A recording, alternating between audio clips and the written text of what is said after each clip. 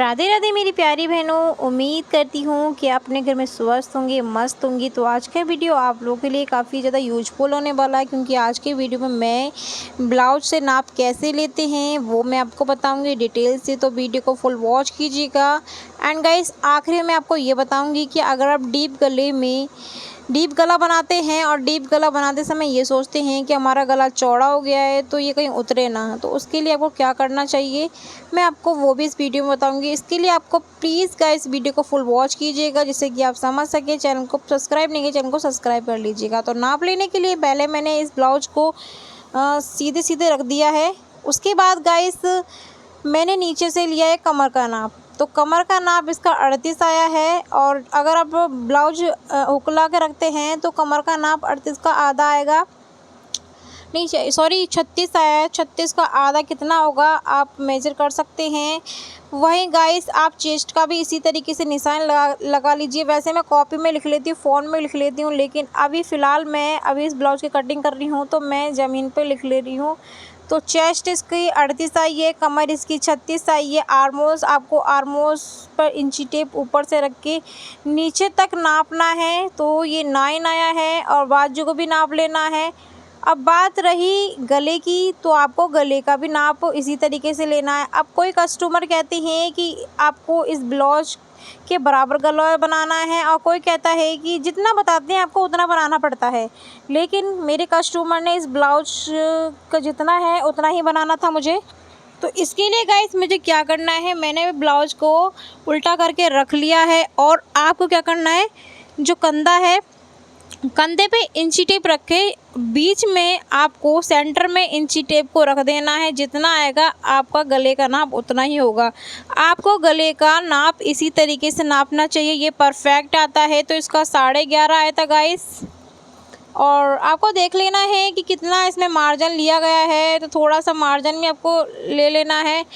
तो कई कस्टमर के, कई बहनों के ये डाउट रहते हैं कि कंधे क्यों उतरते हैं, आप गले डीप बना देते हैं, ऊपर से चौड़ जाते हैं, फिर कंधे क्यों उतर जाते हैं, और कंधे ना उतरे ऐसा हम क्या करें।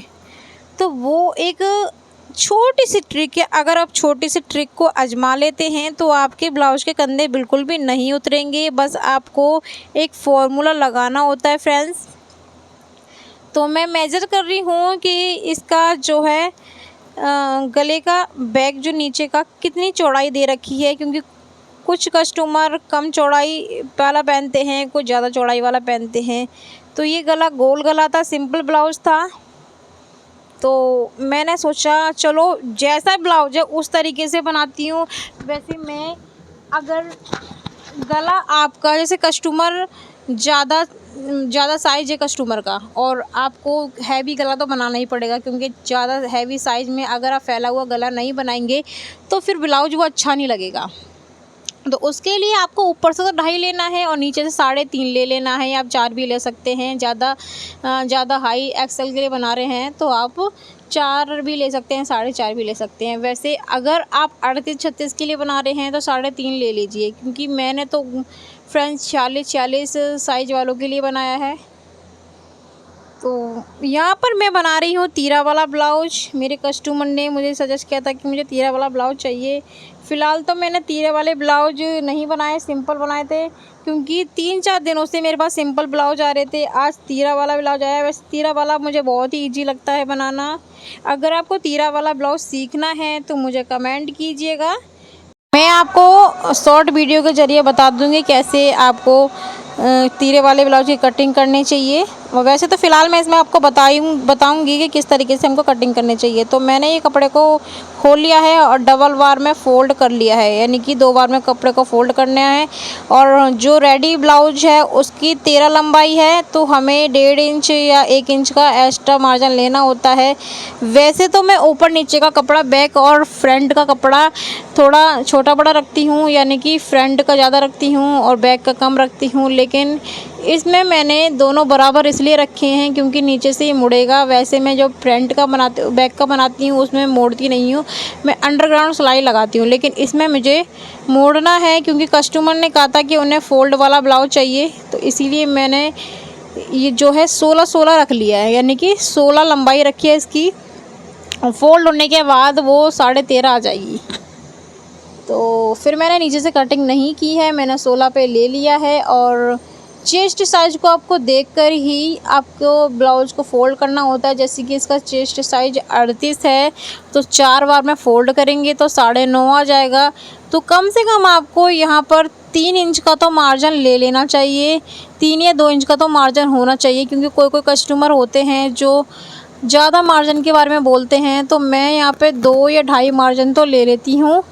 तो चेस्ट साइज इसका 9.5 आएगा और कमर इसकी 9 आएगी। तो यहाँ पर मैं मेजर कर लेती हूँ। और शोल्डर मैं यहाँ पे लूँगी इसकी 6। वैसे शोल्डर में लेती गाइस 5.5, लेकिन ये 38 साइज के लिए बना रही हूँ, तो शोल्डर मैं यहाँ से 6 लूँगी ऊपर से, और नीचे ले लूँगी मैं 6.5। आर्मोल्स इसके 6.5 लूँगी और शोल्डर इसके 6 लूँगी, क्योंकि ये थोड़ा मैं बता दी आपको 38 साइज़ के लिए। अगर 34 साइज़ के लिए बनाती तो नहीं लेती। तो इसी तरीके से आपको निशान लगा लेना है। और गाइस मैं आप लोगों को छोटी सी रिक्वेस्ट करती हूँ मेरी प्यारी सी बहनों, अगर आप मेरी चैनल पर पहली बार आई हैं तो प्लीज़ चैनल को सब्सक्राइब कर लीजिएगा, क्योंकि मुझे पता है बहुत सी ऐसी बहनें हैं जिन्होंने मेरा चैनल सब्सक्राइब तो नहीं किया है, लेकिन वो मेरी वीडियो वॉच करती हैं। तो आने वाले टाइम में मैं आप लोग को अच्छी अच्छी वीडियो लेकर आने वाली हूँ। बस आप अपनी प्यारी सी बहन को सपोर्ट कीजिए, क्योंकि सब्सक्राइब करने से आपका कुछ नहीं जाएगा, बस मुझे मोटिवेट मिलेगा और मैं आप लोग के लिए अच्छी अच्छी वीडियो लेकर आती रहूँगी। सो फ्रेंड्स, मैं इसका निशान लगाते लगाते आप लोगों से बातें कर रही थी, और यहाँ पर मेरी सिस्टर भी आ गई थी और एक कस्टमर भी आए थे जिनसे मैं बात कर रही थी। अब यहाँ पर मेरी बेटी मुझे इतना ज़्यादा परेशान कर रही थी, क्योंकि 5 तारीख टीचर डे के दिन एक फेस्टिवल भी था मॉमडन का, तो सरकारी छुट्टी थी स्कूलों की, इसलिए मेरी बेटी की छुट्टी थी और वो मेरी बुटीक पर आ गई थी। और मेरी बुटीक पर आके मुझे इतना ज़्यादा तंग कर रही थी, मैं बहुत ही ज़्यादा डिस्टर्ब हो गई थी। तो आप मेरा मुँह देख सकते हैं किस तरीके से मुझे परेशान कर रखा था उस लड़की ने। अब मैं सोच रही थी कि ब्लाउज काटने के बाद मुझे एक सूट की कटिंग भी करनी है, क्योंकि सूट भी मुझे शाम को देना था और ब्लाउज भी मुझे शाम को देना था। अब ब्लाउज तो कस्टमर ने कहा था कि आप कल दे देना, लेकिन जो सूट था वो मुझे आज ही देना था, कस्टमर को कहीं जाना था। इसीलिए मेरे साथ यही होता है फ्रेंड्स, जब तक कपड़े रखे रहेंगे तब तक तो कोई बात नहीं, क्योंकि कस्टमर ही कह देते हैं कि हमें अभी नहीं चाहिए, मैं रखी रहती हूँ। और अचानक से कस्टमर आ जाते हैं 2-4 दिन पहले से। अब बताइएगा, पहले तो बोल देते जब मर्जी सिलिए, और फिर जैसे ही मैं कपड़े रख देती हूँ कि दूसरे कपड़े सिलने लग जाती हूँ, तब वो आ जाएंगे कि अभी चाहिए। फिर मुझे अर्जेंट में उस कपड़े को बनाना होता है फ्रेंड्स। अर्जेंट में कपड़े बन तो जाते हैं जल्दबाजी में, लेकिन थक इतने जाते हैं क्या बताएं। लेकिन जल्दबाजी का काम मुझे बहुत अच्छा लगता है, क्योंकि जल्दबाजी में सारे काम निपट जाते हैं। लेकिन अगर कस्टमर ने कहा कि मुझे कल चाहिए, परसों चाहिए, तो हम धीरे धीरे काम को करते रहते हैं। तो मेरे साथ तो अक्सर यही होता है। आप लोगों के साथ क्या होता है? तो मैं बात कर लूँ कि मैं कहाँ की हूँ, तो मैं दिल्ली से हूँ और मैं दिल्ली में रहने वाली हूँ। दिल्ली की ही मेरी पैदाइश है। मेरी फैमिली में मेरे 2 बच्चे हैं, मेरा बेटा, मेरी बेटी और मेरे हस्बैंड और मैं। तो फ्रेंड्स, मेरे बच्चे स्कूल जाते हैं दोनों, हस्बैंड तो जाते हैं ड्यूटी, रह गई मैं, तो मैं भी अपनी ड्यूटी पर आ जाती हूँ। और यकीन मानिए फ्रेंड्स, यकीन मानिए मेरी बहनों, अगर आपने अपना काम करना स्टार्ट किया ना, तो आपको उस काम करने के बिना चैन नहीं मिलेगा। क्योंकि अगर मैं एक दिन बुटीक बंद कर देती हूँ तो मुझे बिल्कुल भी चैन नहीं मिलता है, और जैसे ही मैं बुटीक में आती हूँ तो मुझे चैन मिल जाता है और मुझे लगता है कि यही मेरा जीवन बन गया है। और जब मैं घर से सिलाई करती थी मैं बहुत ज़्यादा डिस्टर्ब होती थी। ऐसा नहीं है कि घर से सिलाई करना अच्छा नहीं लगता, लेकिन घर से सिलाई करने में ना थोड़ा बहुत दिक्कत हो जाता है, क्योंकि बीच बीच में बच्चे इतने ज़्यादा तंग कर देते हैं, कभी ये दे दो, कभी वो दे दो, कभी ये कर दो। एक तो बेनिफिट भी हैं और नुकसान भी हैं, क्योंकि बेनिफिट तो ये है कि घर से हम कभी भी काम कर सकते हैं, और नुकसान ये है कि कभी भी काम करने के साथ साथ हमें सारे काम करने पड़ते हैं। तो यहाँ पर मैंने ब्लाउज की कटिंग कर ली है। ये है फ्रंट पार्ट पे गाइस मैं सोच रही थी वीडियो में पूरा आएगा, पूरा नहीं आया है। हमें जो तीरे का निशान कैसे लगाना है ऊपर से, तो ऊपर से हमें 12.5 लगाना है। 12.5 पे हमें एक स्ट्रेट लाइन खींच लेनी है, जो कि नहीं दिख रही है उसके लिए सॉरी। तो 12.5 पे एक स्ट्रेट लाइन खींचनी है। 12.5 पे एक स्ट्रेट लाइन खींचने के बाद फ्रेंड्स आपको जो आगे की साइड है वो आधा इंच पे एक लाइन थोड़ी सी खींच के यहाँ पे एक कॉर्नर सा बना देना तिरछा। तो तिरछा ये लाइन हो जाएगी। तिरछी लाइन होने के बाद आपके ये जो है तीरा बन जाएगा। तीरा बनाना बहुत ही ज़्यादा इजी होता है। और ऊपर से मैं इसका ले लूँगी 9.5 या 10। तो ये 38 साइज है तो मैं 10 पे निशान लगा लूँगी। तो 10 पे निशान लगाने के बाद आपको प्लेट्स का निशान लगाना है। तो यहाँ से मैं लेंगी 4 और 2 की प्लेट डालनी है, क्योंकि तीरे वाले ब्लाउज में 2 इंच की ही प्लेट पड़ती है। और इसी तरीके से आपको गले के भी निशान लगाना है। तो गला मैं इसका ले रही हूँ 7, वैसे 6.5 लेते हैं लेकिन मैं 7 ले रही हूँ। कस्टमर के डिमांड पे मैं 7 ले रही हूँ।